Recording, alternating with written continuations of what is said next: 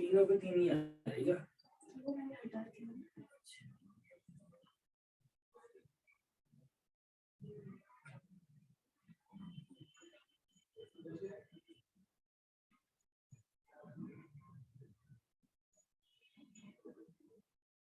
तीन ही होगा।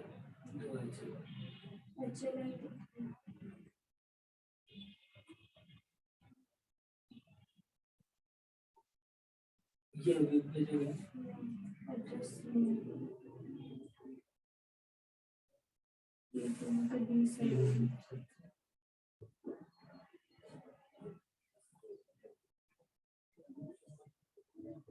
तो लिंक ही नहीं देख सकते साथ के साथ अभी एड्रेस को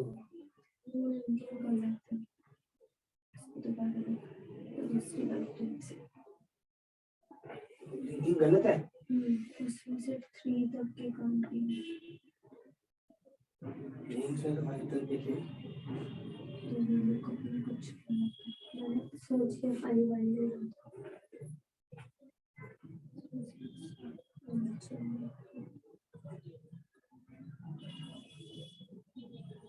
कितने देख सकते हैं 200 आ जाएंगे 16 से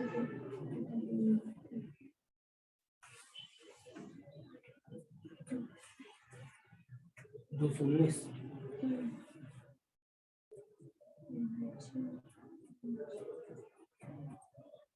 एनएचएल को कागज कटेगा तुरंत ही दिख जाएगा।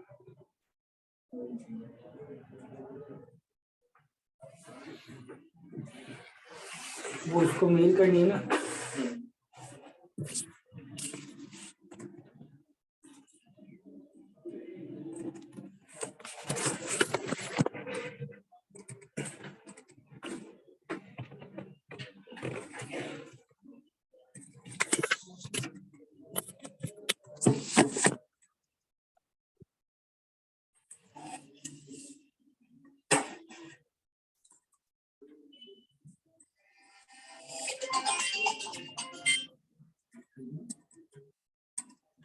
हेलो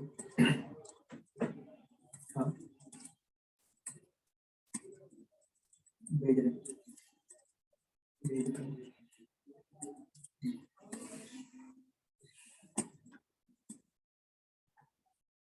तू भेज देना उसको हमको करो ना इसको करोगे उसमें एसआर गोयल कंपनी आ रहा है। हाँ तू उस फोन पे भेज ना यहीं से भेज देना मेरे लैपटॉप पे तो ही कर दिया भेज दिया मैं भेज दिया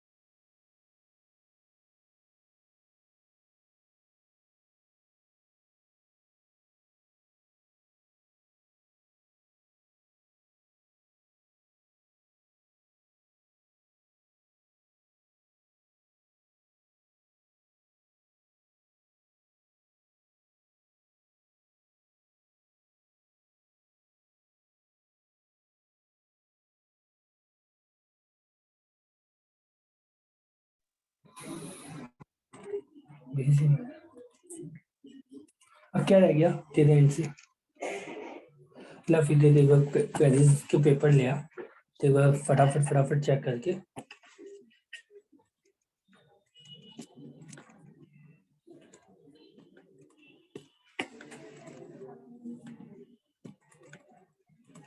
रिपोर्टों के सारे के प्रिंट है क्या आपके पास हाँ जिसमें क्वेरी सारी की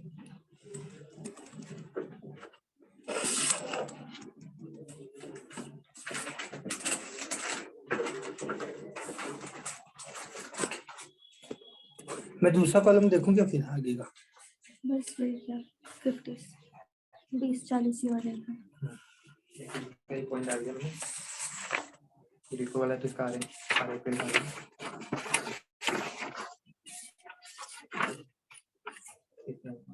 क्या चीज़ जो हमने चेक किया था इनका अटेंडेंस में दूसरा हमने कम करवाया था ना एक ही हाँ RIPL का एक ही हिंदी का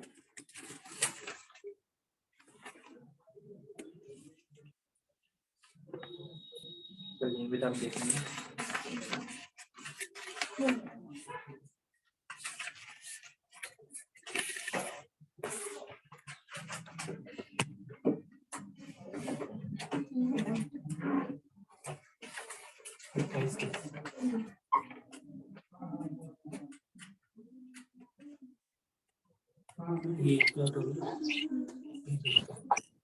Good evening, everyone. Good evening, Purvi. How are you? Fine, Ashish. How are you? Good evening. I'm good. Hello, everybody.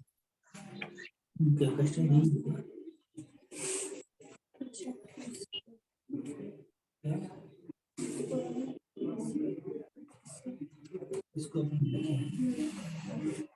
तीन तो दो ही 39, 40 और 25 ये की 39, 40 एक मानेंगे तो फिर लेकिन का तो लॉजिक यही है So, Ashish, should we wait for another 5 minutes for more people to join, or? Yes, that's okay. I mean, we can wait for 2-3 minutes more. It's still yet 5 is yet to be, clocked. So we are still at 4:59. We'll wait for a few minutes.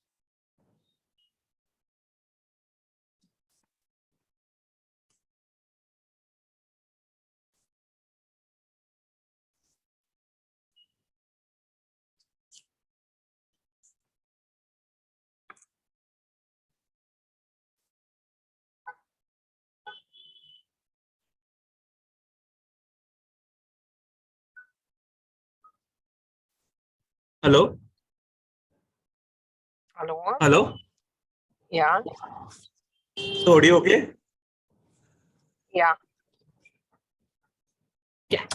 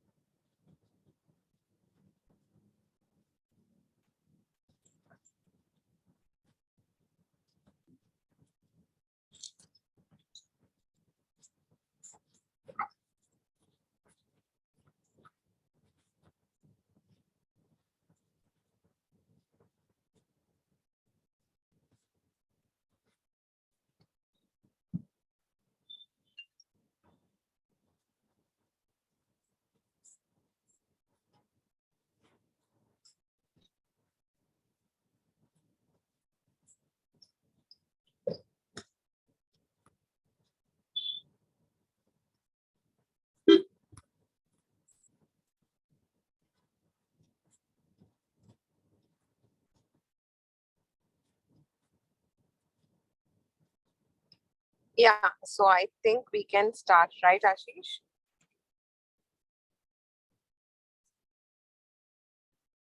Yes, we can start.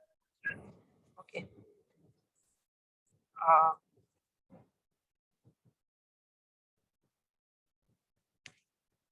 We'll wait for another 1 minute. I think I see some people joining in.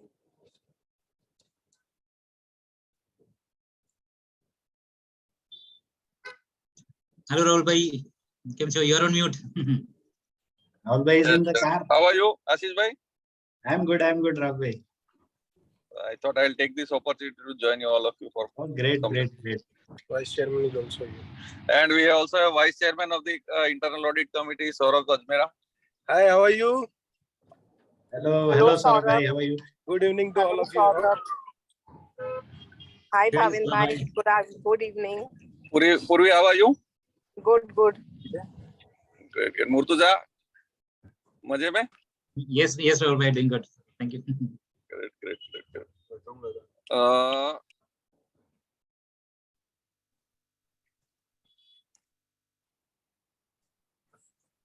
Yeah, so we can start off the session. I have immense pleasure in introducing my partner, CA.Ashish Jaiswal. Ashish is a multifaceted professional with more than 20 years of experience in risk assessment and mitigation, strategy formation, and risk implementation, re-engineering business processes to align with business objectives and leading teams to achieve their goals. Ashish is a very strong leader with sharp decision-making abilities, with the flexibility to design and implement tailor-made solutions as per business needs. He is co-heading the internal audit practice. He's based in Baroda, and he is today going to talk about the IT controls that are required in small and medium size enterprises. I think it's a need of the hour. While the small and medium sized enterprises cannot invest and don't have deep pockets, but he will talk as to how and what within this thing the controls need to be there, and how efficiently processes need to be designed. With this, I ask Ashish to please take the mic and lead the study group today. Thank you, Purvi. Thank you very much. Indeed, it's a pleasure to come here and talk about. Only thing is that today the topic given to me was on HR and contract labor, mostly to be discussing contract labor related provisions for the companies that hire contract labor. So I would be talking on the contract labor and the audit and the challenges that we may face in the contract labor. So I will share the screen.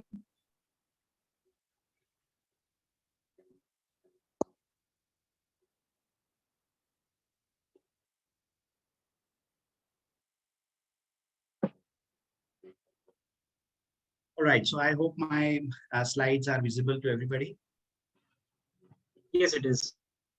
Great. So, friends, these days, what we see in contract labor is that, companies are hiring a lot of contract workers just for ensuring that their compliances are met, are transferred to the contractor, and also that there is no obligation on a permanent employee. So they are hiring contract workers, and we have seen companies who have more than 70% of their workforce, which are having contract employees. Anyone who has seen contract workers, or you have come across contract laborers, anyone who has seen more than 30-40% of contract workers in an organization, particularly manufacturing?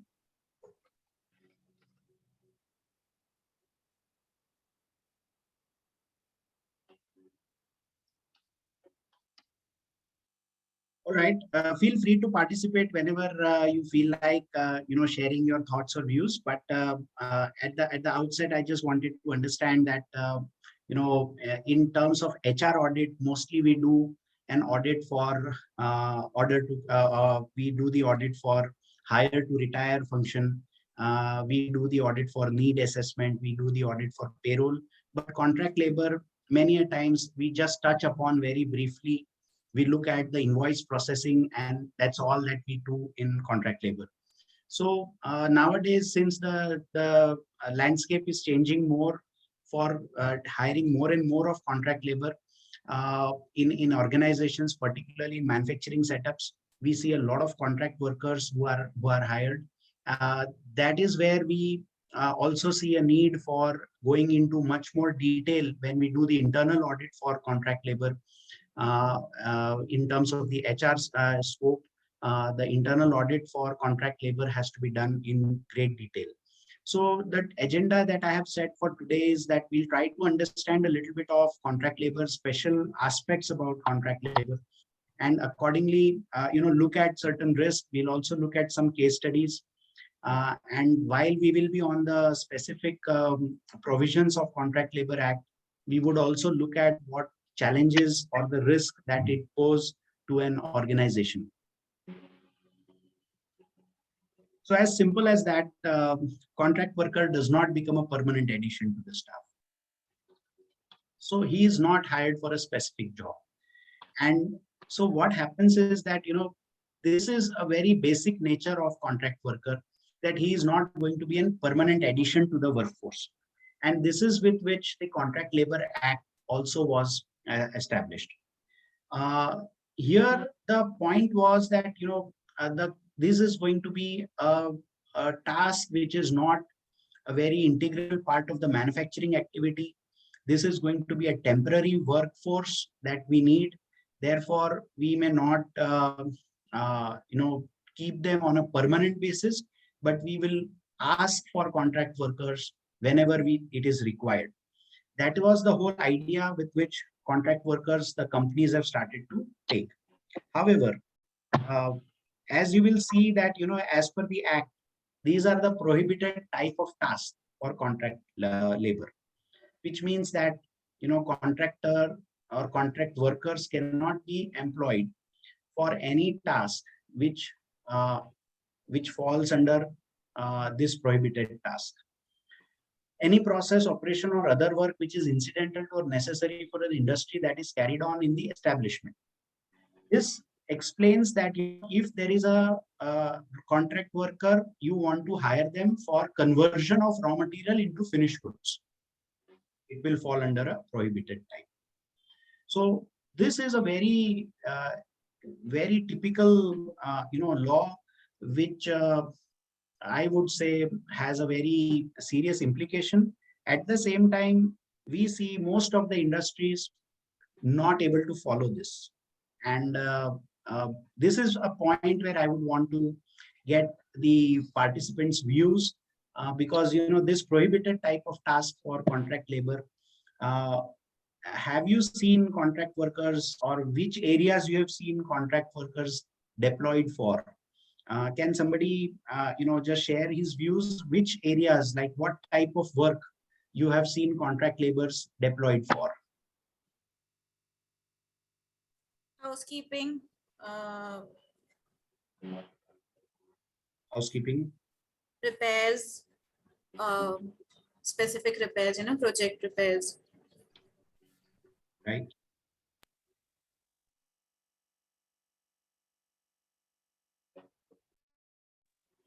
That's right. There are many companies, Ashish.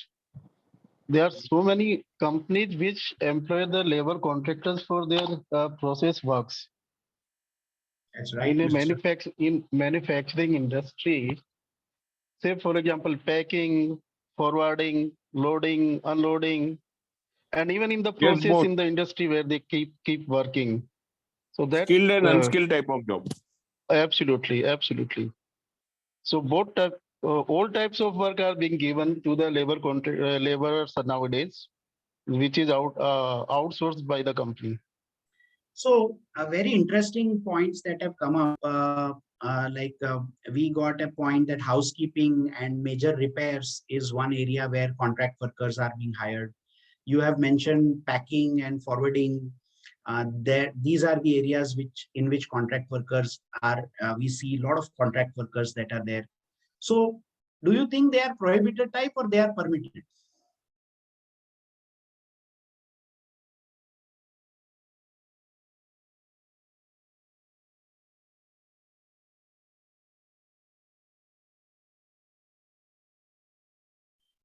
So these are permitted types. All those that we just discussed are permitted types. You can have contract labor for housekeeping, for garden maintenance, for repair and maintenance, which are not in perennial nature, which are not an ongoing task. So repairs is something because the machine had a breakdown, I had to call somebody on contract to get that repaired, because I don't need to keep a maintenance staff full time, because I don't expect my machines to break down every now and then or daily. So that is permitted. Packaging is something which is non-technical, which is an ancillary to the main activity that I do, which means that it is not the main process which I would be working on. So which means that conversion of raw material to finished goods is going to be the main operations of the organization. Packing and loading unloading is something which is an incident, which is an extra activity, which is an ancillary or a support activity, not the main activity of the organization. And therefore, they are permitted to be taken in contract labor. Any other views? Anyone has seen anybody, any contract workers working in some, other than these operations that we just discussed? Quality control, quality checks. Quality control and quality checks is a very, main task of the organization. And if you see somebody working in quality who is a contract worker, then there is a red flag, there is a question mark. You keep that aside, we will discuss that. But yes, if you have seen in quality, then it is in under a prohibited type. Any other functionality? Ashish, it's not only the perennial job which are being given to the contractors nowadays. Even the manufacturing activities like running the machine, you can find the laborers working on the machines of manufacturer. So all types of work are being given nowadays. Actually, all types of work. There are people Precisely. in the what you call floor of the factory, where the people are working as if they are the permanent employees of the company.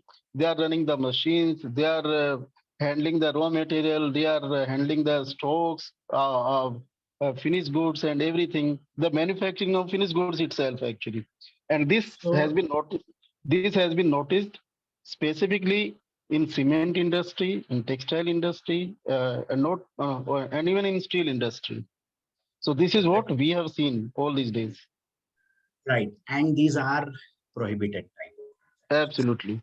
So what happens is that this is something which is not permitted under contract labor.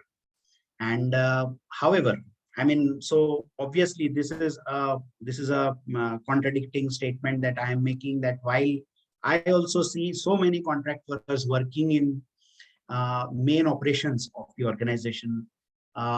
So what is the risk that we pose? What is that we have to really do as auditors? How is that the company getting away with it? How is that, such companies are running for so many years with those contract workers? Abhi aage ek aur point aayega where, I will be saying that if a contract worker is employed for a longer time zone, more than 180 days, if he is working in the organization, he gets a right to get a permanent employment in the organization. So I did, this is a sort of a paradox with which we are living. This is something that, the regulators are aware of, the contractors are aware of, the organizations are also aware of. But still, we don't see many such cases coming up against the organization by the regulators, that how is that you have deployed a contract worker on a machine, or how is that the contract worker is doing the conversion of raw material into finished goods, or any of that process. I spoke to a few lawyers also about this, who are the labor consultants or the labor lawyers, and while they say that yes, in the act it is written that this is a prohibited task, but in industry practice this has been an accepted industry practice over a period of time. So these days it is a work, people have enough opportunity on either side. The companies have many people who can come and work for them, and the workers also have many places where they can go and work. And it has become an accepted fact that while the law does not permit, but still people continue to work like this, and there are no surprisingly hardly any cases that are coming up. Now, as an internal auditor, I mean, before I move ahead, anyone has any point to add or say on this, because this is a very important aspect in contract labor.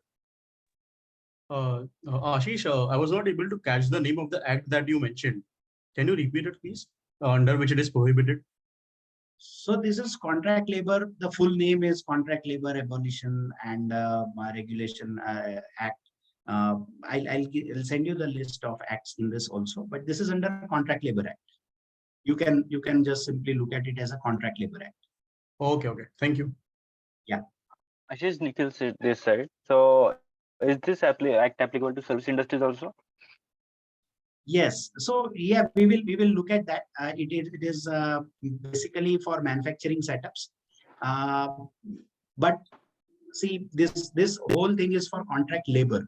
And when you look at labor, they are for the factories, they are for the manufacturing processes that this is applicable for. Okay. Thanks. Yeah. So moving ahead, how would the internal auditor deal with this situation where he sees that there is a manufacturing process that is being handled by the contract workers? So here, certainly there is an amount of risk that the worker or the organization deals with. Most of the organizations are already aware that this is something that the contract workers cannot be deployed for some main manufacturing related activity. The internal auditor must certainly point this out as an aspect, as a risk area. Where it becomes a higher risk is that where some accidents happen, or where there is some the employee gets hurt, or there is an accident, or where there is a fire, or there is some accident in which the employee gets hurt, or there is a fatality. In that case, this becomes an even more severe offense for the organization. So far as, like we always say, jab tak kuch hua nahi tab tak sab achha hi hai. So nobody bothers till the time nothing happens. But as the time everything happens, then every small offense is getting registered against the organization. So अभी एक case यहाँ पे हुआ था जहाँ पे boiler फट गया, बॉयलर पे जो ऑपरेटर था वो contract worker. So then it becomes an additional offense on the organization that how can a contract worker be deployed on a boiler, which is a very critical function in the organization, or that utilities are very critical functions, and there you cannot have a contract worker. So the internal auditor must draw the attention of the management that eventually, sooner or later, you should have a plan wherein you would shift the contract workers out of this. Why does the industry do this? The industry does this because it is cheaper, as simple as that. Industry works on one objective, and that is profit. You would have heard few years back, there was a serious strike in Suzuki. There was a long strike in Hero Motors. And all of that, if you go to the details, the workers' strike, the majority of the issues were that, the contract workers do not get the same benefit or the same advantage or the remuneration that the permanent employees are getting. And yet they are doing the same work. So when I see my colleague who's getting 35,000 rupees and I'm getting only 15,000 rupees or 12,000 rupees for the same work that we do, just because I'm a contract worker, I would certainly be seriously dissatisfied. So there has been implications also. However, as I said in the beginning, this is a paradox with which we are living. While this act still remains, this business activity also continues in the same manner. Before I move on, anyone has anything to ask or speak or share their views?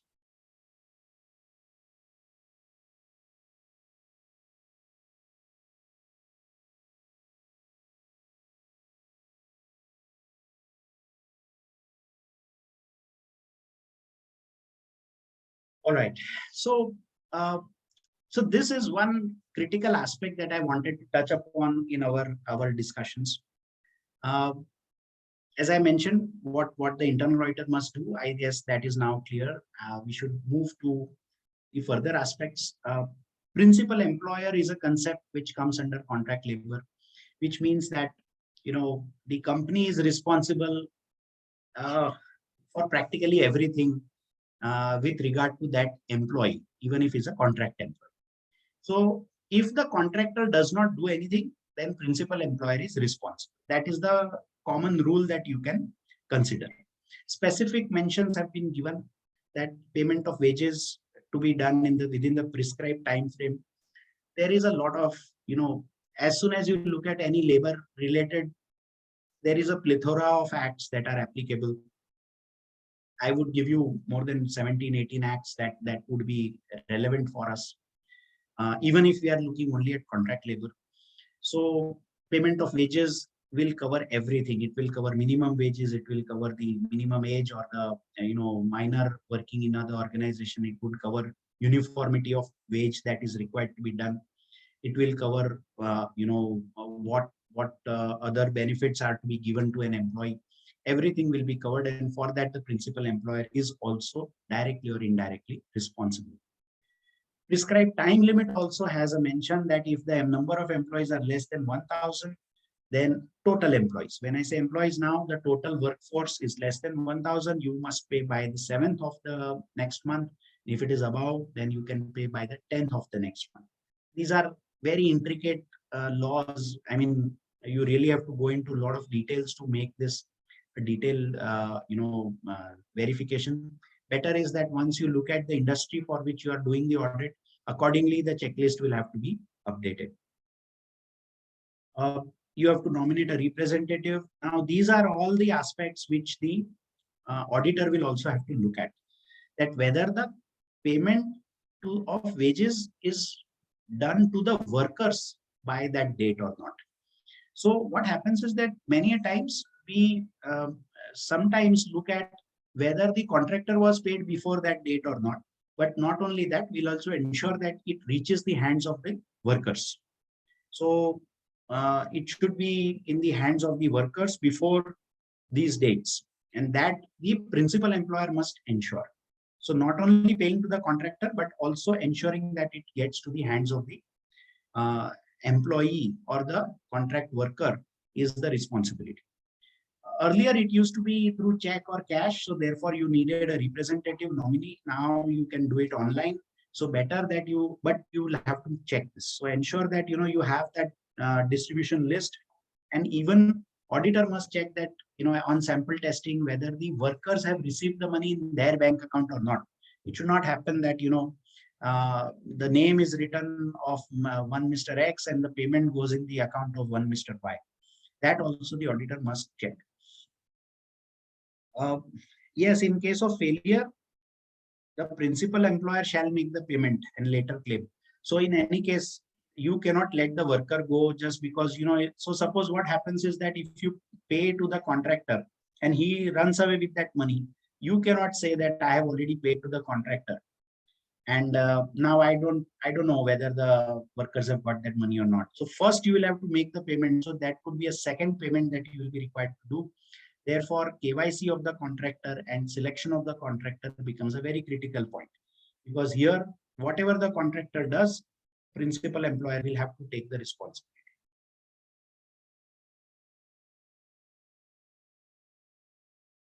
So we come to the next aspect, that to whom this is applicable, to whom this Contract Labor Regulation Abolition Act is applicable. So every establishment in which 50 or more workmen are employed or were employed on any day of the preceding period. So if you have 50 or more workers, then this contract labor is applicable.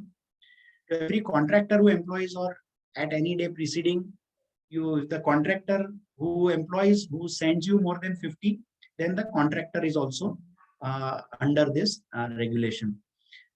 So the company also needs to take a license, and the contractor also needs to take a license to have contract workers.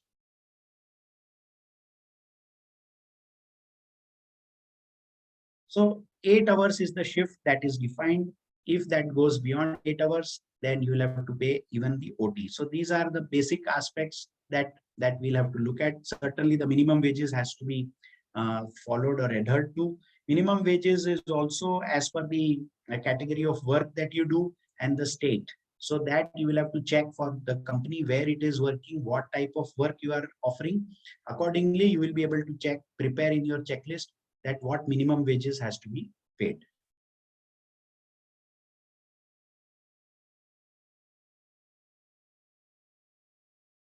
Now, this is a very important checkpoint here, the license. When you, so there are two checkpoints here, which I can say.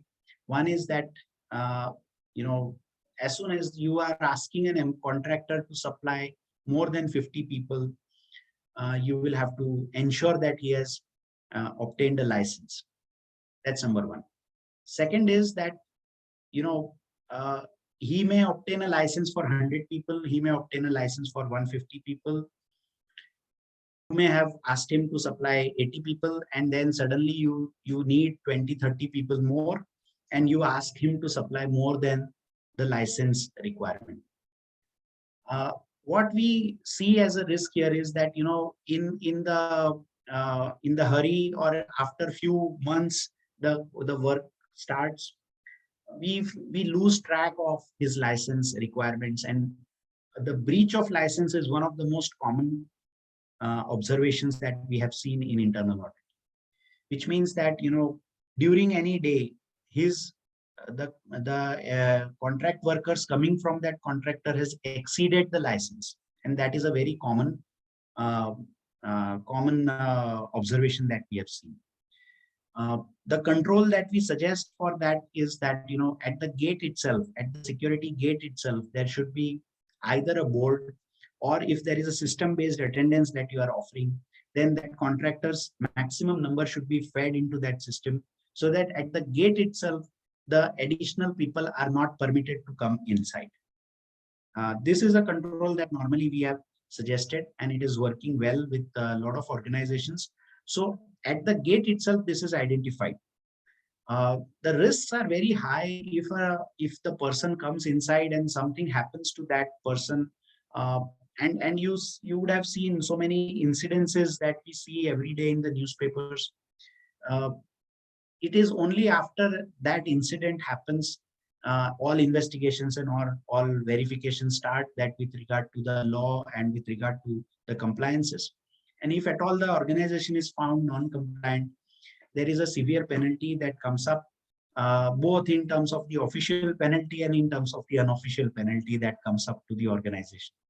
So it is better, like, it's always said that, if at all, there's one great person who said, I forgot his name, but if you feel that, compliance is very expensive, you must try non-compliance. So then you would realize how expensive non-compliance can also be. So this is an important checkpoint for the auditor to see. Also, many a times they apply for the license. They say that they've applied for the license, but there is a deposit amount that is required to be kept deposited. That's a security deposit.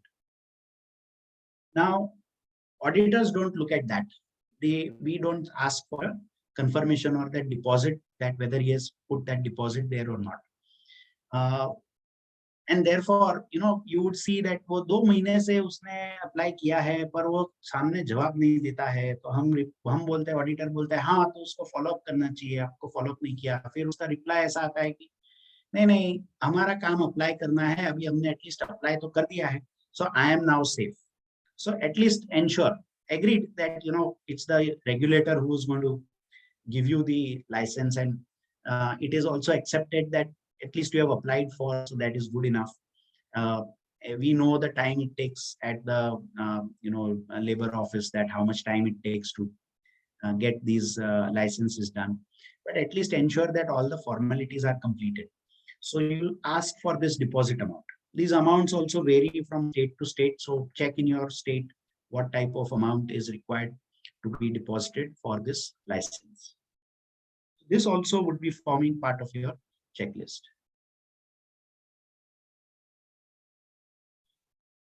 So now we come to the aspect where, how do we, so we have hired a contractor, we have checked his license, we have seen that he has given his deposit, we have verified his, credentials, he is able to, justify all the credentials, he has the required man force that he does, and then we move to the actual attendance part, or the how this attendance will be monitored, how the billing will be done. Any points or any questions so far on the two aspects that I discussed here? That's one is the applicability and one is the license and deposit.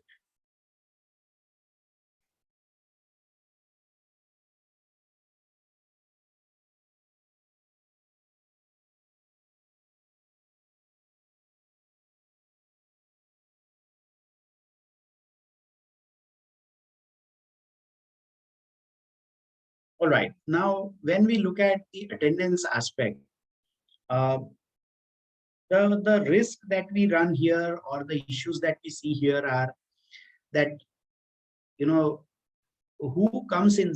Now, there are many places where attendance is kept only in terms of the number of person, how many people have come in. And that many a times is considered to be sufficient for the attendance record keeping and for processing the invoices. Since we are dealing with persons and it is not goods, these are separate individuals, and therefore compliances are also on the basis of the individual, and it is not in terms of the group that comes in. So what happens is that, if we don't keep records of the individuals, later on verification with the verifying whether this compliances are done for the same person or not becomes a big challenge. And many cases we have seen where, in terms of the PF, payment, they would give us a chalan which doesn't have any details. They would only give you a final amount and say that we have 5 contracts which are going around, and this is the total amount of PF that we have paid, and this includes the people who come at your place also. Whether that is acceptable or not is a question that the auditor will have to evaluate.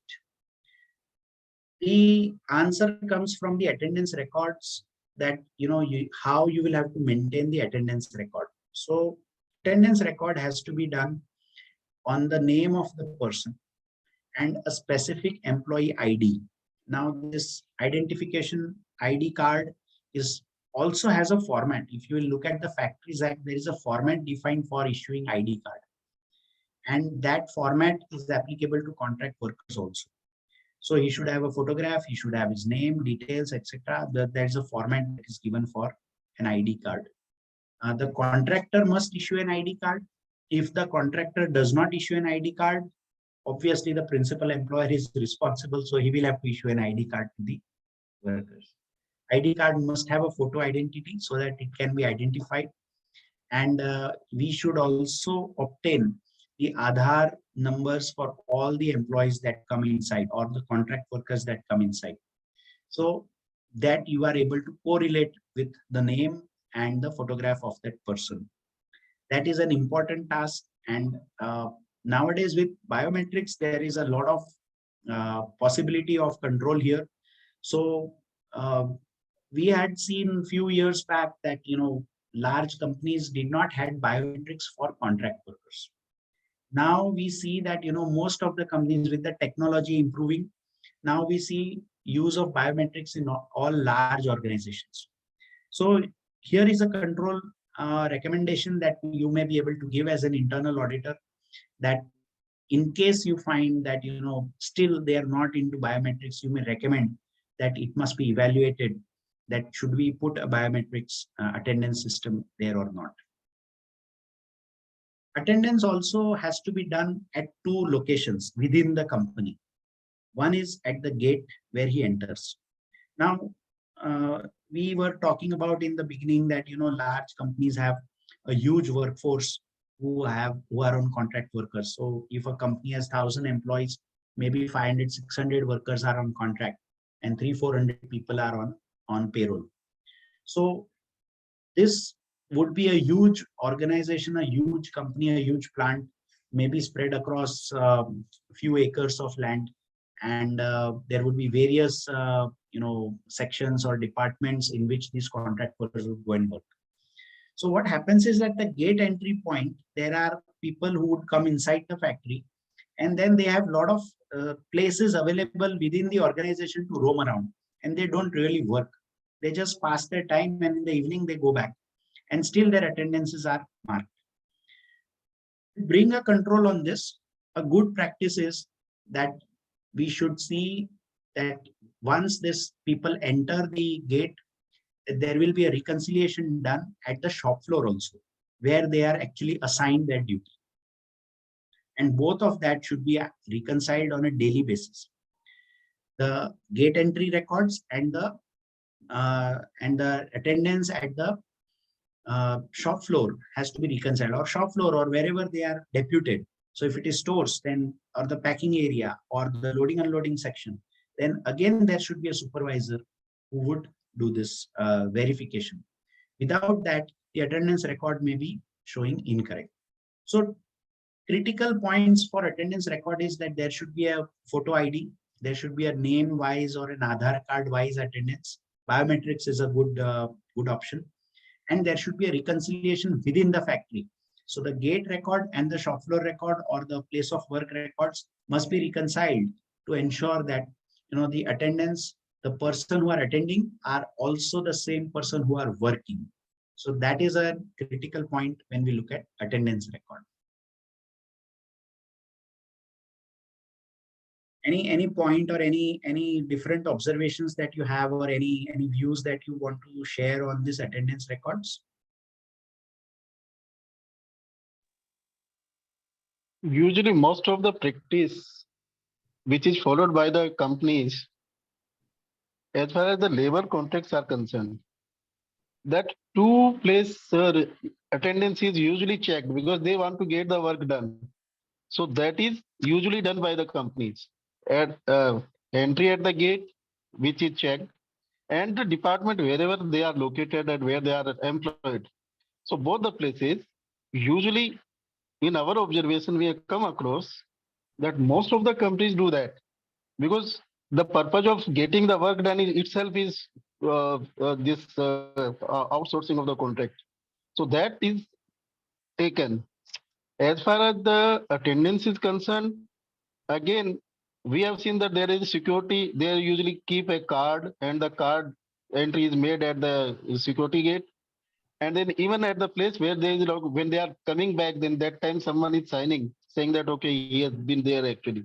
So that sort of practice is usually done by most of the corporate organization where there are these systems. But there is a possibility in small organization where that sort of restriction is not being followed. And there can be a loophole in such cases actually, where the person has not come and the attendance has been given or something like that actually. Or the person has not come directly at the gate and he has directly gone inside. And so that sort of problem may be there actually. Sometimes there could be a problem of ghost employees in such cases. That is also possible actually if the employee of the company and the labor contractor are in a collision. So that is possible that there could be some ghost employees. So that is a risk which an auditor faces, and how we should, address this risk, that we should discuss actually. Certainly, I guess I just didn't use the word ghost employee, but that's how we can address the ghost employees, or the people who really come in but they don't work. So as I said, now biometrics has become one of the very important tools where you can control ghost employees. So earlier what used to happen was that even the RFID cards or even the punch cards that were given could have been used. So I could give my card to somebody else and he would punch it twice. He just has to escape the eyes of the security guard who's standing. And in the morning when there are 100 people entering the gate, it becomes not very difficult to really escape the eyes of the security guard there standing. So biometrics has to a great extent been successful in doing this. Face recognition also is being used. Only thing is that many a times at the time of entry biometrics is working fine, but at the time of exit, many a times people complain that because of the oil, grease, or their hands are soiled because of the work, the biometrics doesn't read, or it doesn't is not useful. So that is a challenge we have seen in some organizations. But ghost attendance or ghost employees is the only this way, two-way reconciliation and ID cards, even issued by the company or even issued by the contractor, has been a good way to control ghost employees.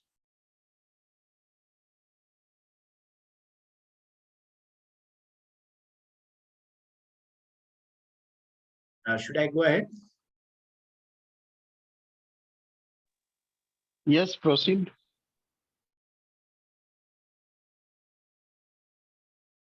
So overtime is also another area where we see a lot of issues and challenges that has come up. Certainly, this is a reference of the Factories Act also, but this is equally applicable to the contract workers as well. So what used to happen is that, you know, they are given a single rate, double rate. That's the normal terminology that is being used. And in most of the cases, we have seen that, you know, employees, what the employer, what they do is, instead of writing 2 hours of overtime, they write 4 hours of, or sorry, instead of writing 4 hours of overtime, they change their the way in which this is recorded, and instead of paying a double rate, they pay only a single rate. So if the worker has worked for 4 hours in overtime, his attendance would be recorded only for 2 hours. And for 2 hours, they would pay him double rate. So eventually he gets only single rate for the 4 hours that he has worked on. This is again an industry level issue. Many of the companies say that, you know, knowingly they are unable to take care of this. Knowingly they have to do this as a practice, that because, you know, nobody in the industry does this. There are also concerns that if we give them an 8-hour shift, they are not willing to come. They want to work for 12 hours and ask for that. Even at single rate, they are willing to work at 12 hours.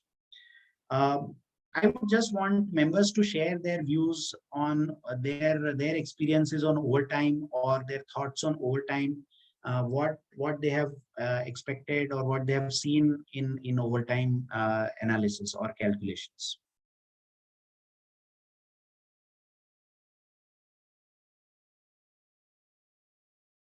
So many times we do not get the proper working also for the overtime calculations. And as you rightly said, there is effectively they don't get any overtime premium. This especially happens with, you know, the cleaning staff or the staff which are on the secondary or tertiary, like watchmen, if they are also on contract. So technically, if you see, I have observed that shift में नाम change कर देते register में, but technically वो बंदा same ही बंदा काम कर रहा था, because they don't even have IDs sometimes. Very true, Sakina. Very true. So how would you know, why would a worker also work like this, and why would the auditor would not report this, or how would you feel that the auditor should treat this?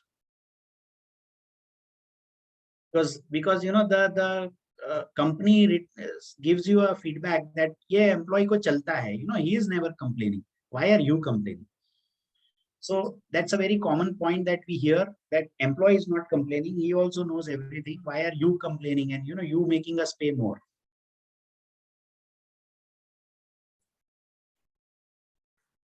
So exactly, and the thing is that the staff, the employees are actually not aware also of their rights.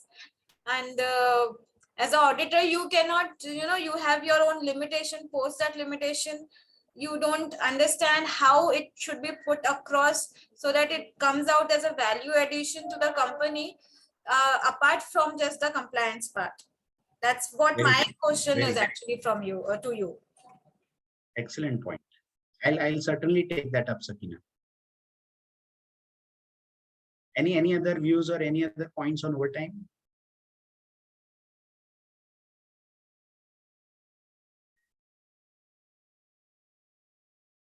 So basically, if you look at a contract worker, and there is an overtime that is being, let me put it that way, even at a single rate, let us talk of single rate overtime. Is the company getting into a non-compliance? The answer is obviously yes. Now, if you go into the details and discuss about this point, what we get as an answer is that, अरे वो तीन बंदों का duty point. Now, Sakina has raised a question on security guard or watchman. Now, I'll just simply say that you had asked for 3 people. What the security agency did, they deployed only 2 people. And while they may change the name of the person in the shift, the person, 2 people only will continue for 24 hours. So what happens is that, instead of 3 people that you were supposed to get, you are getting only 2 people. The contractor tells you that, we are charging you the same for 24 hours, we are charging you, so it doesn't matter. However, the company has got into a non-compliance because the contractor is not able to provide the third person. So just because the contractor is not able to provide the third person, the principal employer gets into a non-compliance. This is one of the ways that you can discuss this point with the management, that you had actually asked for 3 people and you're not getting 3 people. So that is a simple way of explaining this to the management. Another way of looking at is that,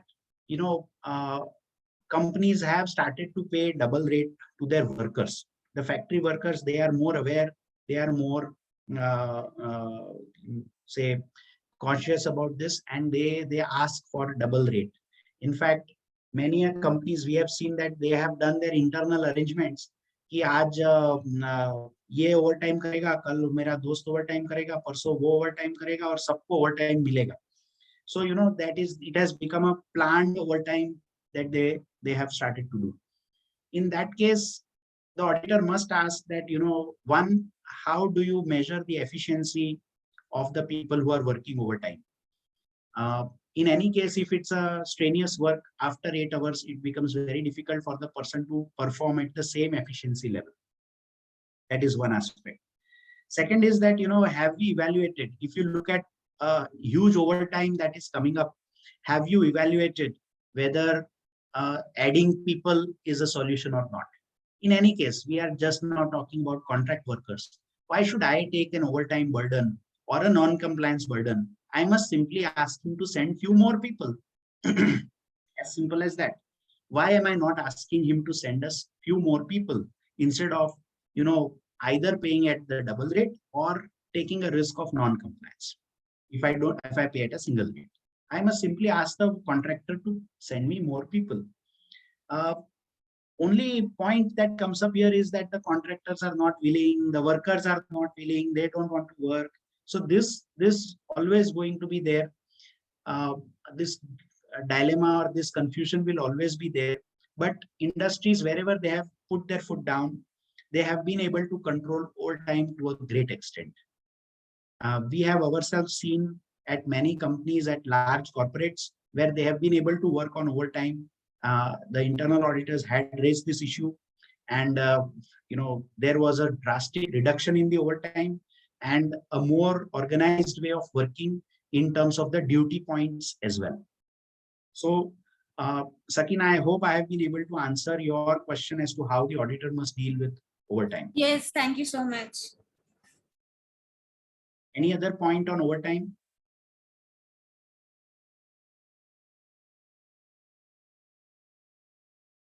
This also is an extended point on overtime.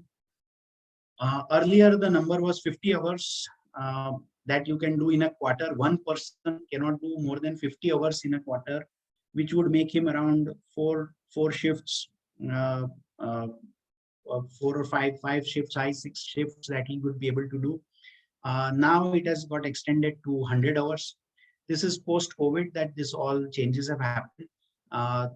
They have raised the OT time to 100 hours, that one person cannot do more than 100 hours in one quarter of overtime.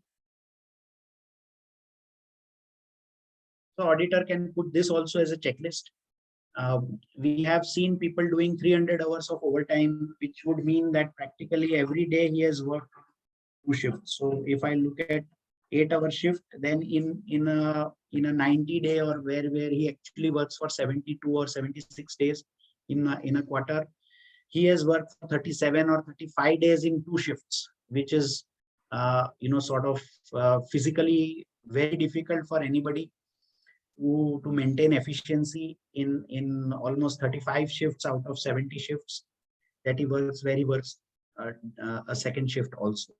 So this also can go back to that point of ghost employees that Ram picked up, that if at all there is a ghost employee, then this also is a ghost overtime, I may say, because a person working for 16 hours and then going home and catching up sleep and coming back again fresh and again working for 16 hours continuously for 5 days is extremely difficult on a on a physical basis, and therefore he must be sleeping in the factory only. That is the only point that I can look at.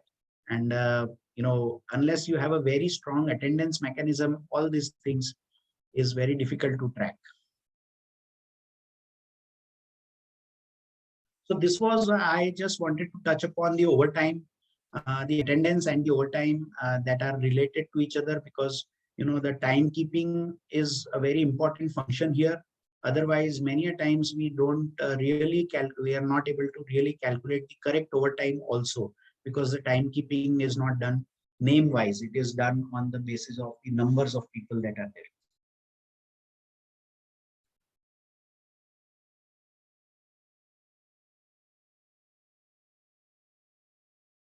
So I'll go to the next point, which is invoice verification.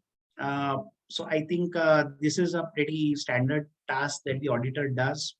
I would only say a few points. I'm not going to really talk on vouching how to do that. I'm sure everyone has done this. So there are few compliances that are necessary. Before you make the payment, you have to ensure that at least for the previous month, he has completed the compliances. So you ask for the PF, ESIC, PT. If there is any TDS, then TDS. His invoice should have the GST. You have to check all these, minimum wage requirement. Rate should be as per the agreement. There should be all the conditions of the agreement fulfilled. Make a checklist, go through the agreement and make the checklist. Many a times there is a PPE, that is personal protection equipments, that are required to be given by the contractor. If he doesn't provide, then the principal, obviously, as the the blanket statement would go, anything that the contractor is supposed to do, and if he doesn't do, then principal employer has to do. So if you would have provided a PPE kit to the employees where it was, the agreement says that the contractor must provide, then you have to make those deductions. So ensure that you make a detailed checklist reading the agreement, and accordingly, do this bill passing. Overtime we have already discussed. PF, ESIC, normally by 7th, they would say that, no, we have time till making the payment. So unless you will not give us the money, how can we deposit? So you give us the money and then we will deposit. So what happens is that you have to ask, before you make the payment for this month's invoice, you have to ask for the PF, ESIC payment challans of the previous month, and you have to match it name wise. That's most important, that it has to be name wise. The invoice should be attached with the attendance which is given by the contractor. You have to verify it with your attendance record, which is maintained by the company. I think these are all very basic points. So I have touched upon few critical aspects of the invoice processing. Anyone has any specific question on invoice processing? I would take that up.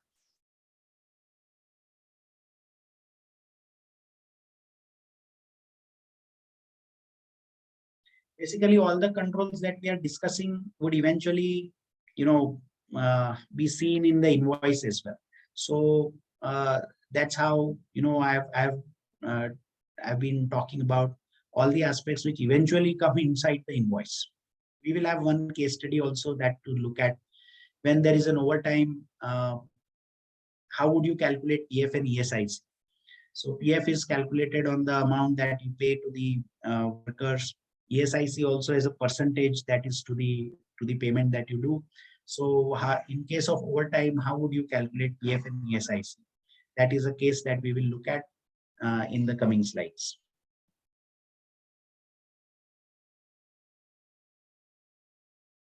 Any point on invoice? Any issues that you would have faced during invoice verifications of contractors?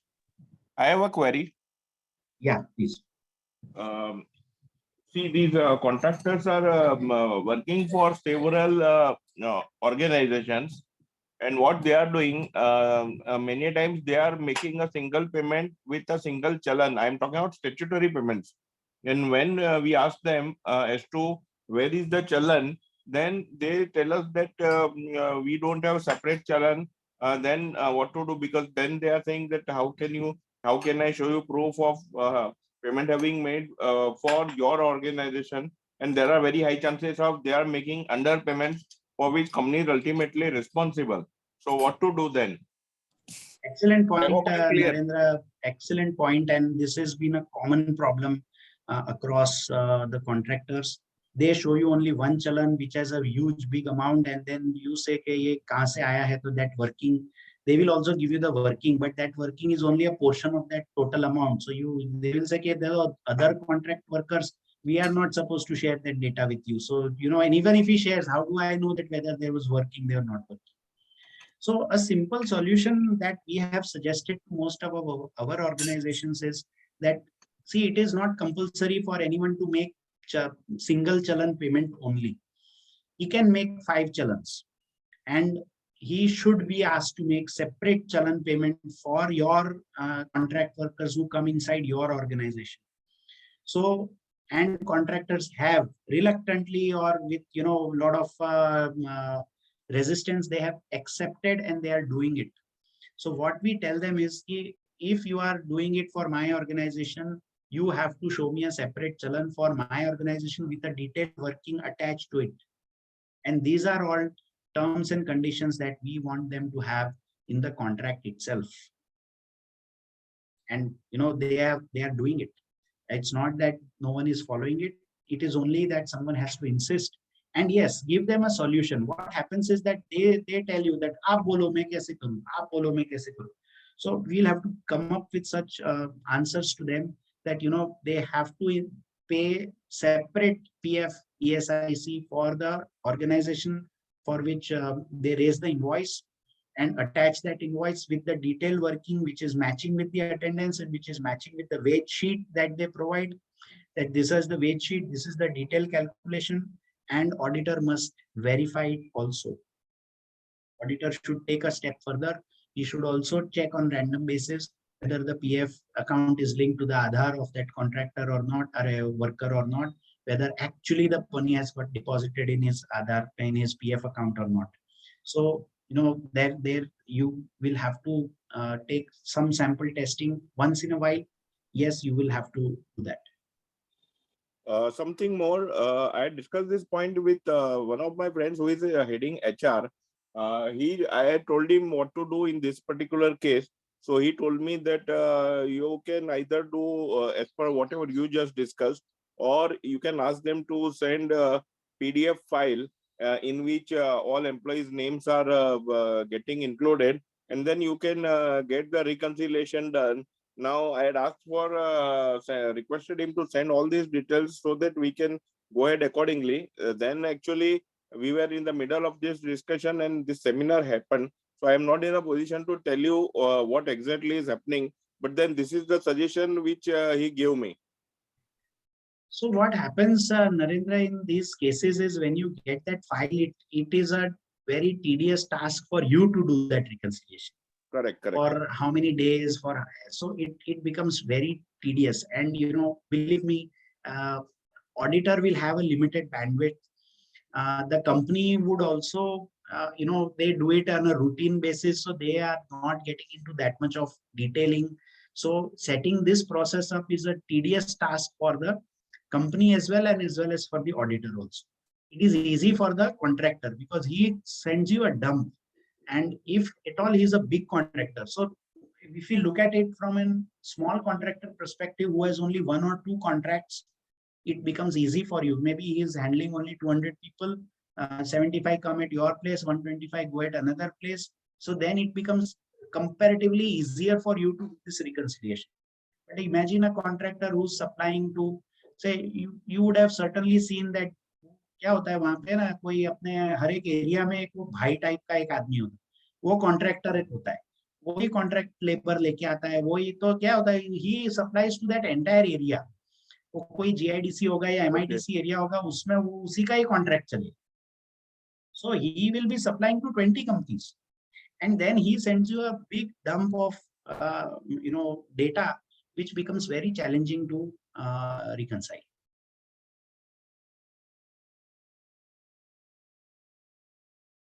Okay. Yeah. So this was about invoice. Anyone, any other person has anything, or any other participant wants to say anything?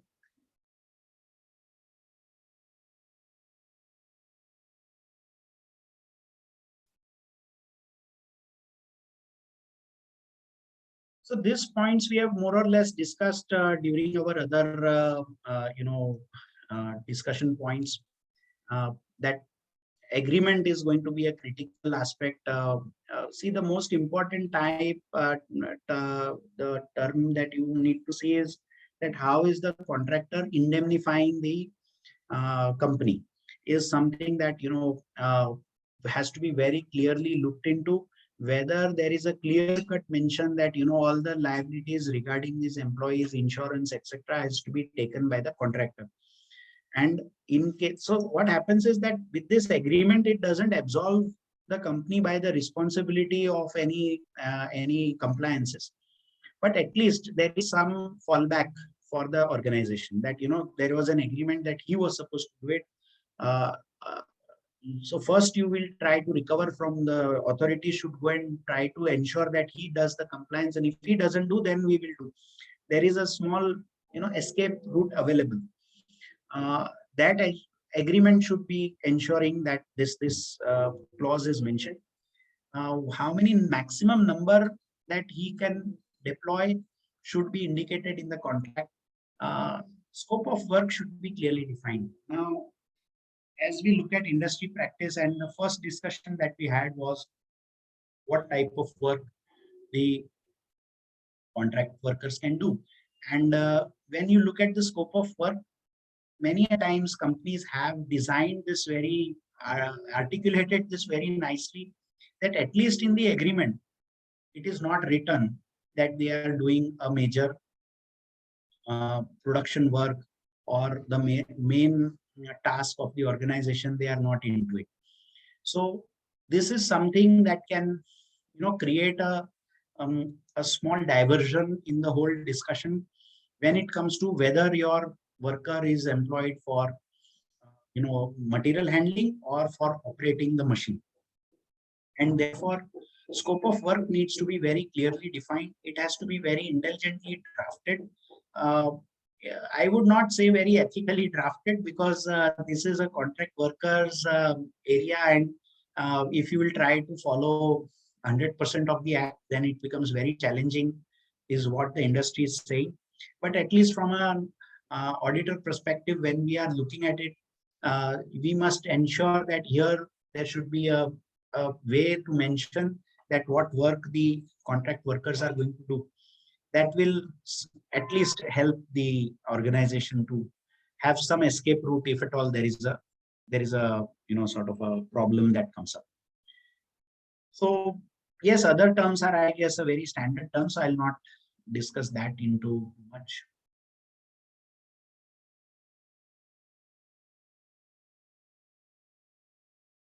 So contract laborers, the most important training that you need to do is basically for their health and safety.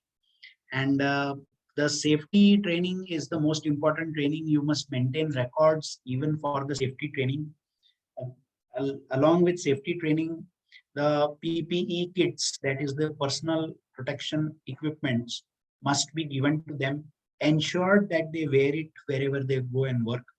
Because like you take care of your own employees, you have to take care of the contract workers also. And therefore, this has been a very important aspect. Many a times major accidents happen, and there there will be a lot of procedural factors that come up, but also minor accidents happen. And in that case, the company has to take it up by themselves and give a good compensation to the workers. At a broad level, at a blanket level, I can say that whenever a case is filed in the labor court, the courts are, I would say, my experience is that 60-70% they are in the favor of the worker, and 30% they would be in the favor of the company. So if there is a case which is filed, you will have to make a settlement and have to make that payment to that worker. So to an extent possible, avoid this. Judiciary earlier used to take a longer time for settling these type of issues. So the companies also took that as an advantage. But now it has become a fast track way of settlements. And the company also runs a great reputational risk in case of any such cases being filed. So they are willing to compromise, and they are willing to settle the cases and make the payments as soon as possible. But as I said earlier also, any non-compliance will keep adding to the amount officially or unofficially that you will have to make the payment for. So advise your clients that, ensure that all these trainings are given. They should be aware of how things are being working. There should be adequate checks. There should be personal protection equipments that are given to them, and training also given to them with regard to their safety.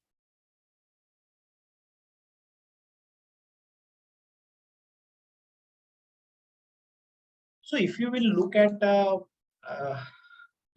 registers that are required to be maintained, there are so many list of registers. Go through the Factories Act, go through the Payment of Wages Act, go through and you will find that there are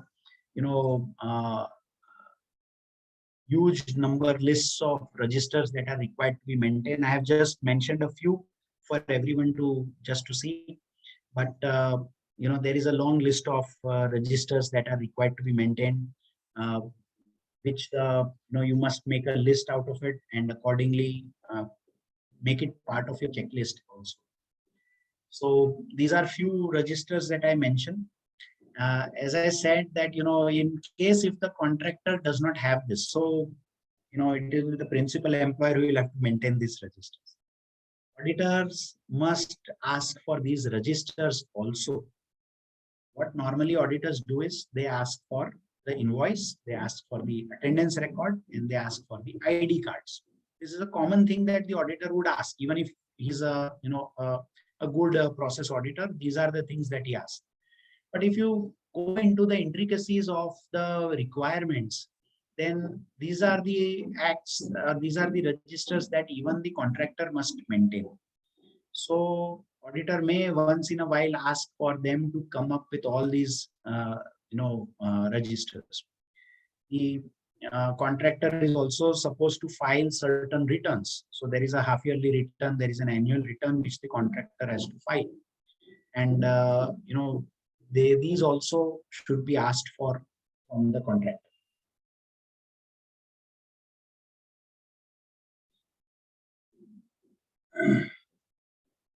Now, Factories Act says that as soon as you cross 250 employees, we'll have to keep canteen, restroom, other facilities, first aid kits, doctor on call, ambulance, etc. is all mentioned. So as per the numbers, you will have to do all this. So there is a clear-cut mention as to what all things are necessary. Now, interestingly, this is also given under the Act, the contractor's responsibility. So if the contractor is providing more than 250 workers, then he has to arrange for all this.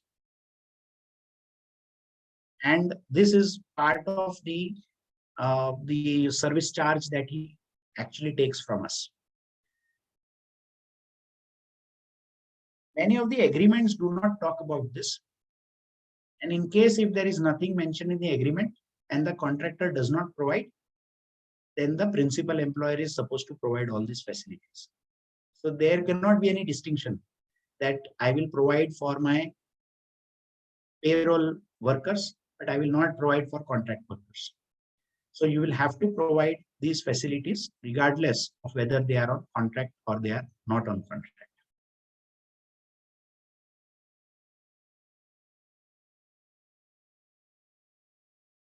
Again, insurance, that is workman compensation or ESIC, it is primarily the responsibility of the contractor. So again, here, sometimes I feel that the auditor misses out when you look at the review that whether the insurance coverage is there or not. And in case where it is not there, then principal employer will be responsible. And then there will be no insurance coverage. Any small accident or anything that happens, principal employer will have to reimburse not only the cost, but also loss of pay, also compensation for that accident. So it is a huge amount that comes up to the principal employer in case these insurances are not there. Any inputs from anybody, any member who wants to have his view or have a question on this?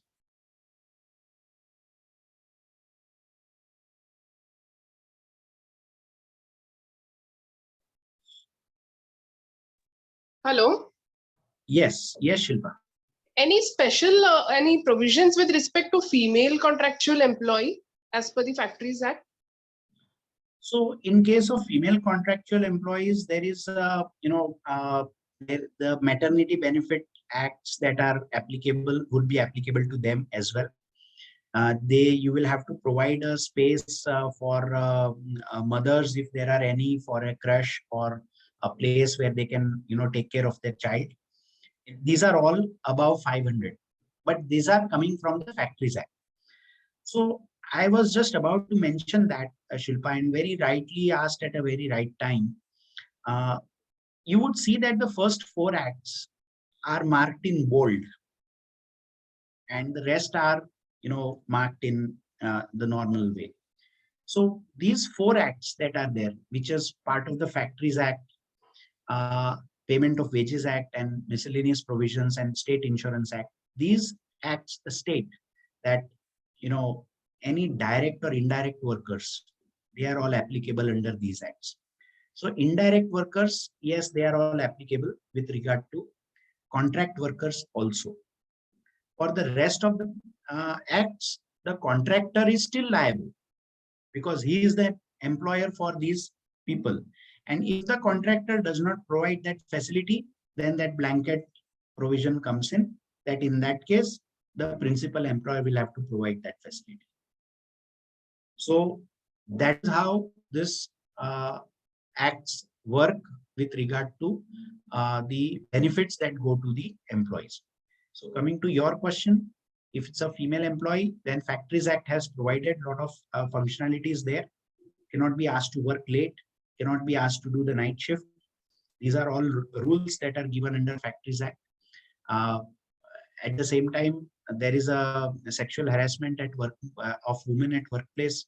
They are also covered under that, and the principal employer has a responsibility to put that as a display on all notice boards with reference to the committee, and the redressal mechanism has to be displayed on the notice boards. So for all people who are there, but in a way, this is a general provision also.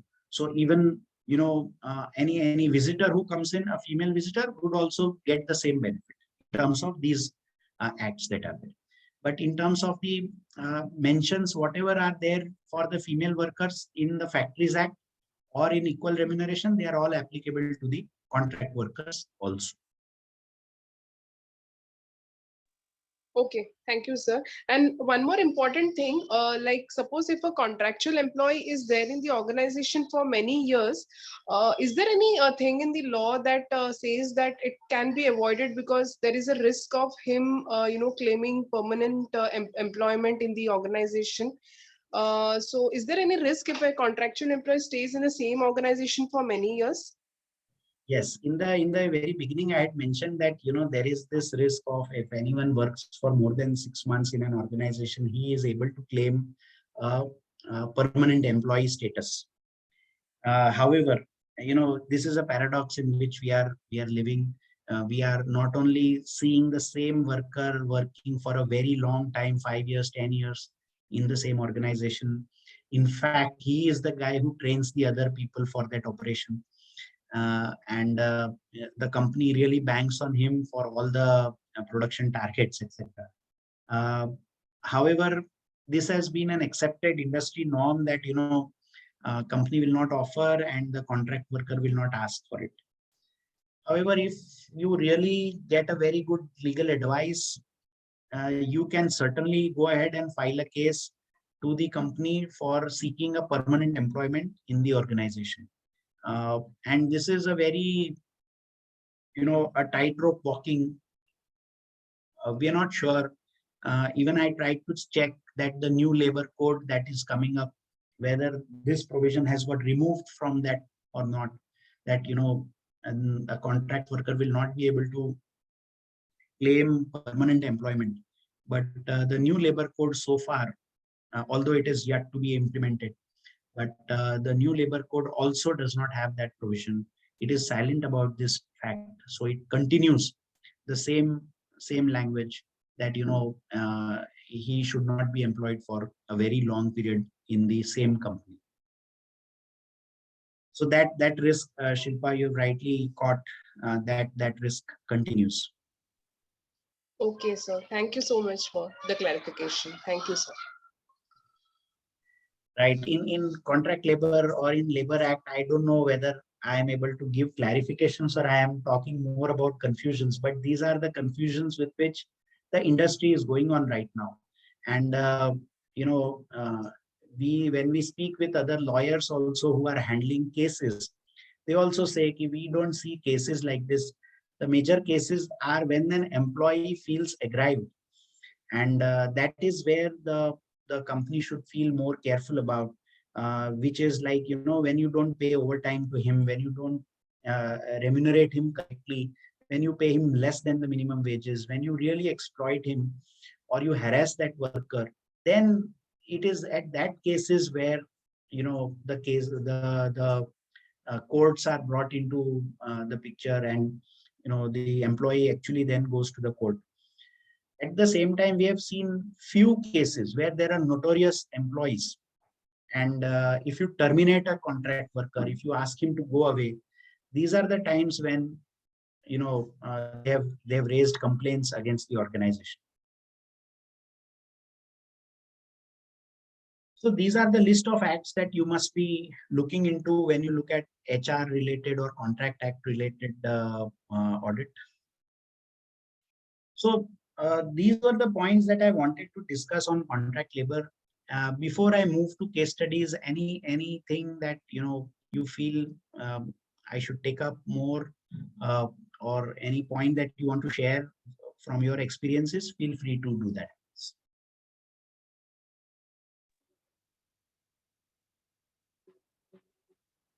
May I? Please. While we are discussing the labor contract, it is also seen that all the time the contractors are not registered under PF and ESI Act. So in that case, the principal employee is supposed to take an extra registration number under PF and ESI for those specific contracts. Now that practice is not being done in most of the industries where we visit. So I will say that process of registration does not take place. The companies are making the payment under their challan only, under their numbers only. But this is a very risky situation. I'll just try to share my experiences on this. Yes. See, what we have seen is that if the contractor has got less than 20 people under him, he may not apply for a PF number. Right. But as per the act, any worker who comes to the organization, it is for the principal employer to ensure that his PF is getting paid. Absolutely right. So then what happens is that, the company has to pay the PF through their own registration number, PF registration. They have to make their payments through their own registration. And therefore, as an auditor, we have always insisted that you insist to the contractor to get his PF registration number done. There is a possibility of voluntary PF registration. And these are part of the KYC that is being insisted. So if you look at the agreement points that we raised, we said that, he should be having a PF ESIC registration.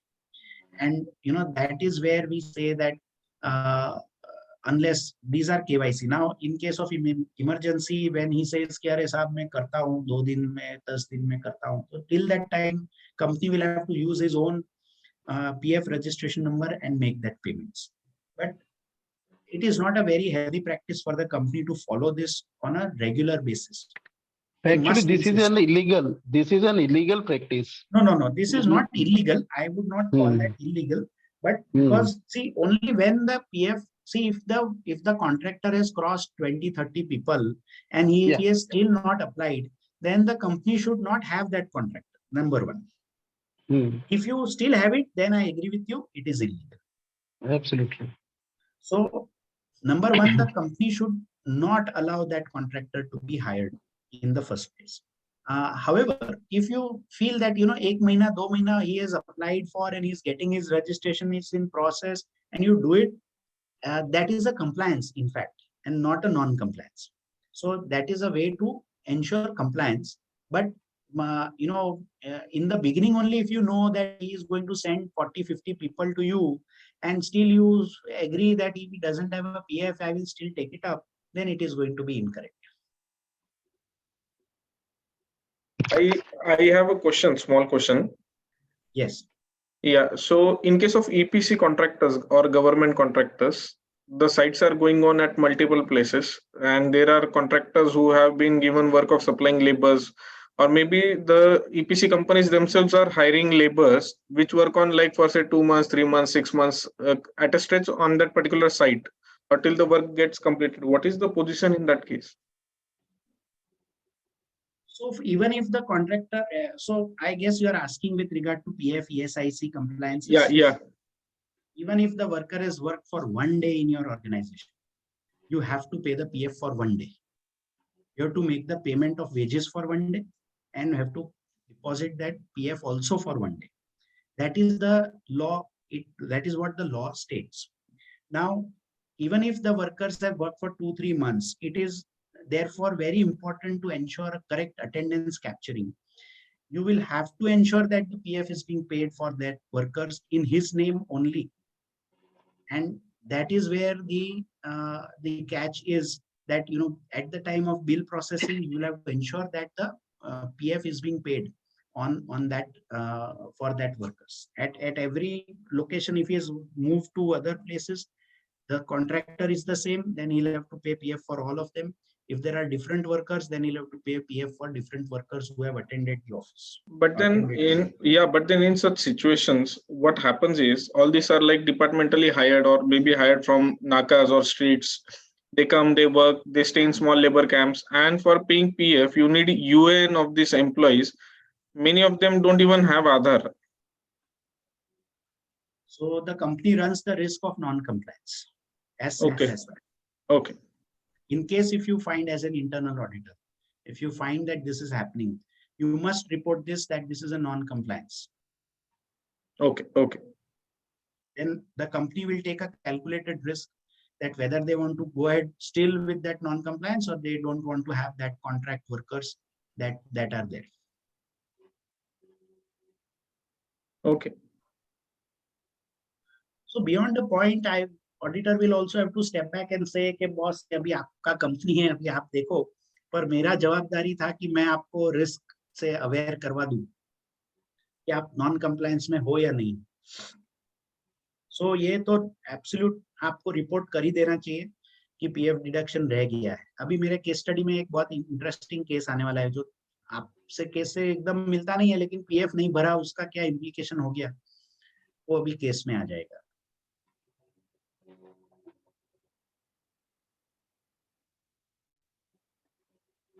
So I'll go to the case studies because then we'll have just that much time to finish. So एक first case study है जहाँ पे हम थोड़ा bill processing को देखने वाले हैं, कैसे बिल पास होगा, कैसे उसके अंदर क्या चीज लगेगा, क्या नहीं लगेगा. इंटरेस्टिंगली जो बिल आता है वो इस तरह से आता है कि 30 लाख हमारा total gross salary plus OT हुआ और उस पे 25% हमने चार्ज किया, that is 13% PF and 3.25% ESIC. तो ये हमने चार्ज किया और वो 37,50,000 हो गया. अब अगर आप उसको डिटेल में चेक करेंगे तो उसका 8.75% कमीशन था, 13% पीएफ था और ईएसआईसी 3.25% था. अगर वो सबको अप्लाई किस पे करना है वो हमें we'll have to just break that up and understand. So when you pay overtime, you don't have to pay PF on overtime, but you have to pay ESIC on overtime. So if you will do the correct bifurcation, then your maybe the actual payment amount could be lower than what the bill states. Arithmetically, both the figures calculated are correct. So, I've just added all percentages and said 25% of this charge to the 30 lakhs of rupees. But ESIC जो आप difference देख रहे हो, am I audible? Yes, yes. Yes. Yeah, there was some message that my internet connection is not strong enough. So if you'll see, the difference is exactly that 30 lakhs, 3 lakhs rupees पे जो 13% extra charge हो गया था, वही difference यहाँ पे आपको मिलेगा. And that is how you will have to see that, many a times we will have to go to minute level of working to understand that, whether the invoice has been correctly matched or not.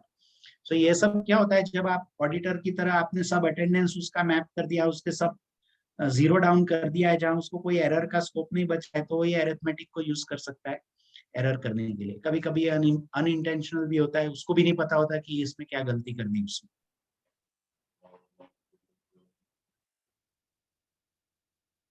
So ये एक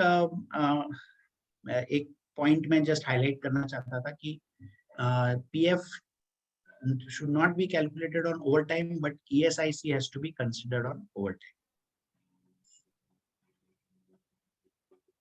This is again with regard to compliances. What happened was that, since the company did not had a very detailed process of verification of the PF paid to the employees or paid into the account of employees, this actually has happened. So हमको लगता है कि नहीं सब जगह बराबर से लोग ध्यान रख रहे हैं, लेकिन वो ध्यान नहीं होता है. And when it was identified that, it's not getting deposited with the PF authorities, there is no one-to-one correlation between the attendance. It was a huge amount was outstanding, and then it had to be recovered. Similarly, GST भी नहीं भरता था. He would charge GST, but he would not deposit that also. When it was told to him, he stopped charging GST in his invoice. So that also became a question mark that, how that has to be treated. Then that also needs to be recovered, and this amount also needs to be recovered, because now the company, what they do is they are recovering the previous amounts from the service charge, which is hardly 3-4%. So it takes a long time to get this money recovered. Their agreement had no penalty clause, so they are not able to recover any penalty on this. At the same time, because of such huge amount, they are not able to terminate the work of that contractor also. So now the contractor is not interested in the work. So the HR team manages the contract workers. They get them, they sort of ensure that his contract is continuing, and slowly and gradually they are recovering this money from the payment of the contractor. So a small mistake, a small control check that got missed has resulted into serious concerns and a situation where the company is not able to do anything. Now the contractor says कि मेरे को निकाल दो sir, कोई बात नहीं, मैं कल से बंद कर देता हूँ, पर ये पैसा कहाँ से लाऊंगा, तो वो तो मैं दूंगा धीरे धीरे. तो then they don't want to do that because if he goes away, you will not be able to catch that man again. फिर आप उस पे केस करो, ये करो करो, तो क्या नहीं नहीं, इससे एटलीस्ट 30 lakhs rupees हर महीने तो हम रिकवर कर रहे हैं. So they are working on that 30 lakhs rupees now. That will take almost 12 months to recover this amount from this contractor, and that is the situation that it may lead to. So this is a typical case that has happened, and just one lapse of some basic processes, and this is the cost that the company has to pay.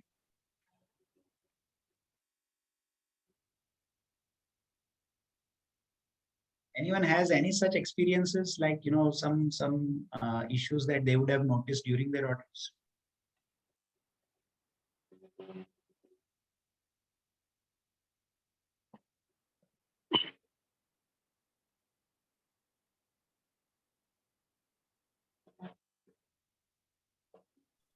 All right, we come to the last case for today, and partially this has also been discussed.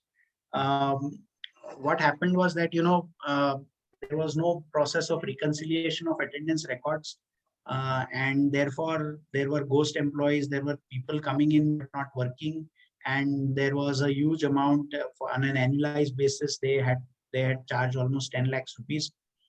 And then, once this was put in place, then we could identify these issues also. Although we have discussed this matter during our other discussions also.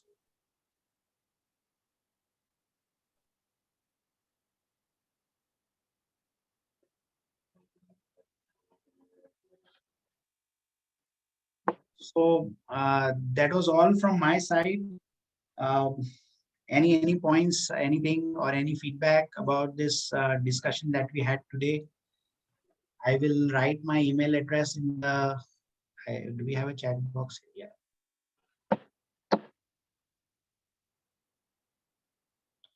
Oh, I'm sorry, I did not read the chats that were there.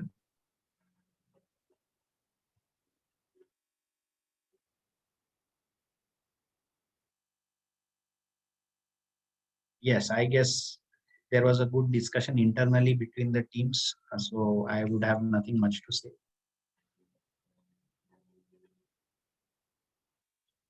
Very good presentation, Ashish. Thank you. Thank you.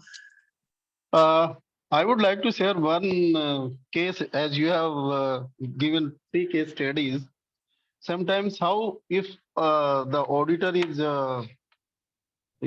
attentive, the small things can get you to the bottom of a problem which is very substantial for the organization. I'm just giving an example which we noticed in an audit. It was not internal, but it is relating to the items which an internal auditor usually comes across. So there was this statutory audit where there was an outstanding expenses.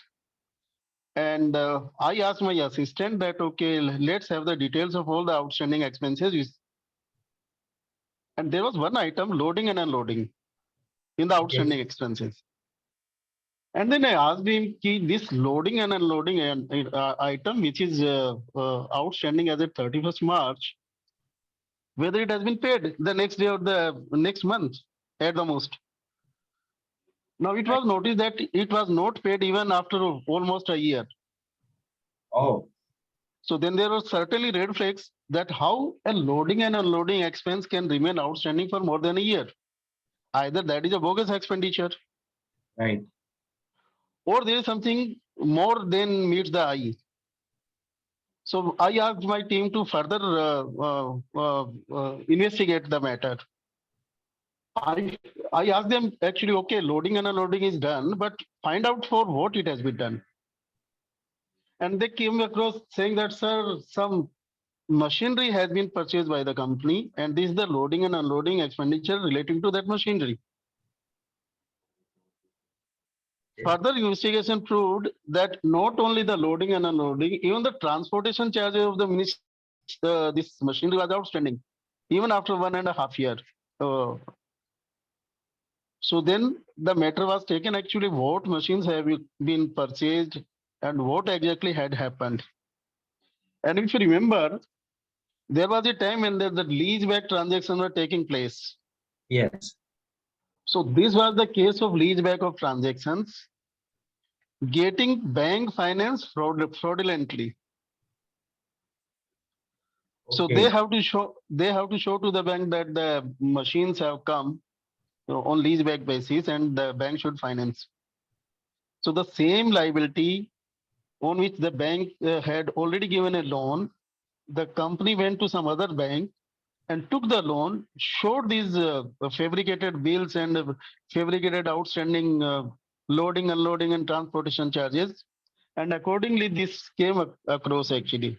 And there was a fraud involving 3 crore rupees, where even the management was involved in that. Oh. So sometimes a small thing can lead you to a big thing actually. Only thing Certainly, that as an certainly. auditor, we should keep our eyes opened actually. Very true, very true. And This could have come to the notice of the internal auditor itself when he was doing the audit actually, because the internal audit is a periodical audit, and this matter could have been taken in the same month in which the outstanding was shown or the next month.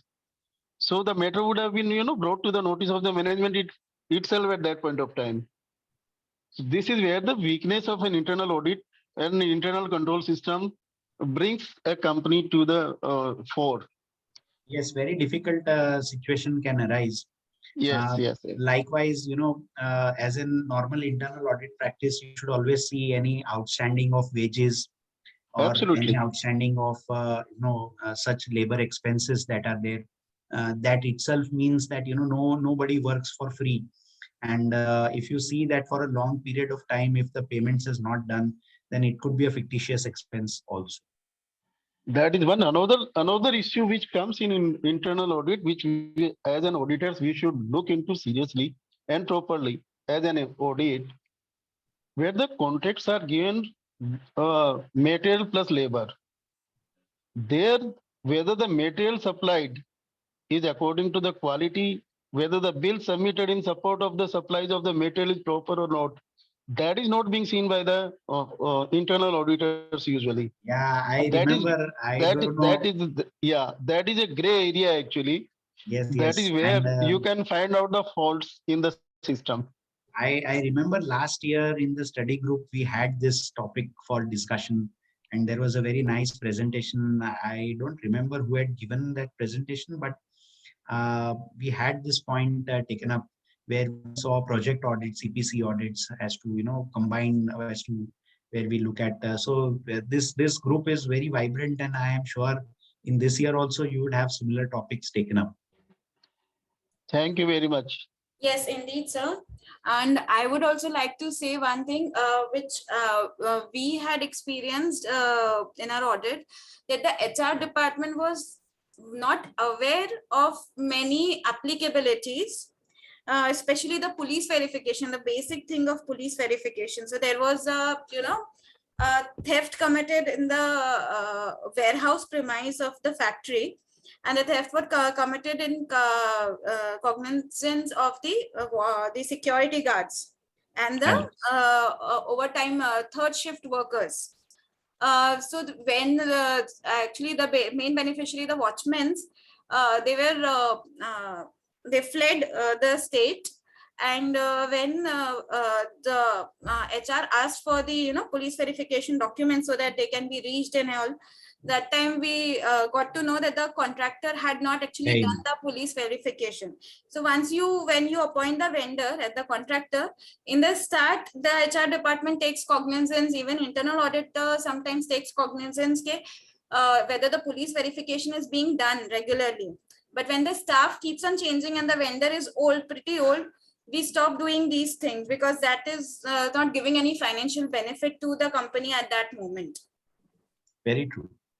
Very true. Good point. Very good point, Sakina. Yes. And I would like to ask all the participants, any other questions you have from sir?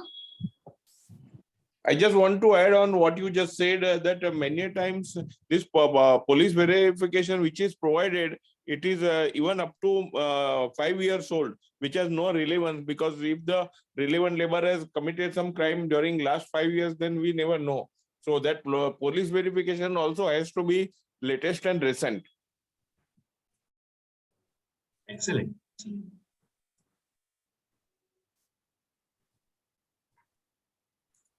I think the session towards the end also became very exciting, Ashish ji. So the session was very nice, especially the pinpoints you did about the various applicabilities of law, the records which ideally should be maintained, and what limitation an internal auditor has.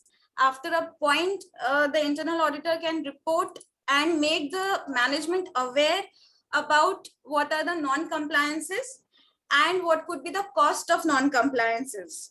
The case studies were also very nice, sir, and very practical also.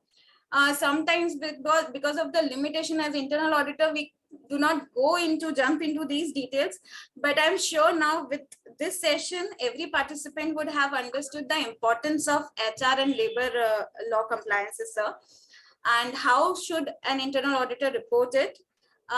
Thank you very much for the wonderful session, sir. And we hope to see you again with the study circle for some another topic. And I thank the participants also on behalf of the study circle. I express my gratitude to you. You made the session very much interesting, and the case studies were also very nice, sir. Thank you so much for your time, sir. Thank you, thank you, everyone. I really enjoyed this discussion with all of you. As always, enjoyed this. And whenever I wait for Bhavin's call to really ask me कि आप कब बोलने वाले हो, so I really enjoy coming and talking to all of you. You have been a great participant. Really encourages me also. Thank you so much. Thank you. Thank you. Good evening, everyone. Have a nice Good evening. Bye bye. See you. Yeah, thank you very much, Ashish. It was wonderful. Different topics, so they are very informative. Thank you so much. Thank you, Murtuza. Thank you. Thank you. All Okay, right. bye, Ashish ji. Okay, Thank bye you. bye. Bye. See you.